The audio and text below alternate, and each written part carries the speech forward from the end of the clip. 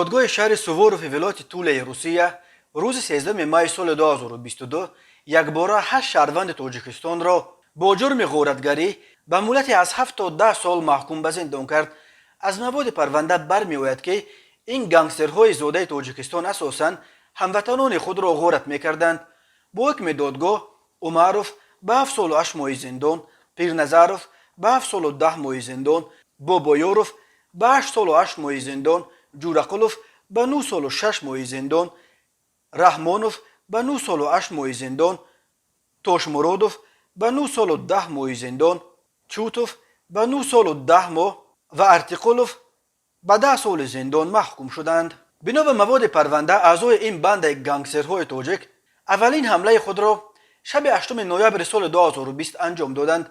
آنها 5 نفر یک ماشین را اجاره گرفته در او نقاب و در دست دستپوشک به شهرک کتیچ‌های اکینشنا در محله ماروشینسکای در کنار شهر مسکو آمده از سر دیوار به درون خانه در آمدند. در روی حوله در درون ماشین یک مهاجر تاجیک میخوابید. آنها بر روی آن بیچاره پیستولت مانده طلب کردند که پولایش را برآورده به آنها دهد. آن مهاجر تاجیک نمیگوید و او را به گردنش ضربه زده دستانش را بستند. بعد این آنها در واگنچه را زده شکسته وارد آن شدند و با تهدید سلاح از یک شهروند خطای که در داخل واگنچه میخوابید پول و تلفنش را طلب کردند. آن مرد به آنها 28000 روبل و 2 تلفنش را داد. باز هم زیر تهدید پرول حساب بانکیش را داد. در حساب او 300000 روبل بوده است. برای گرفتن این پول جبر دیده یکی از غارتگران را به بانکمات نزدیکترین در خیابان لنین برده است. در این بین 4 غارتگر دیگر جبر دیده اول را که هموطن خودشان بود به واگنچه در آورده ماشینش را کوفتند و از آنجا 15000 روبل یافته این پول را هم به یغما بردند. غنیمت به دست آورده آنها در آن شب در عموم 406000 روبل را تشکیل داد.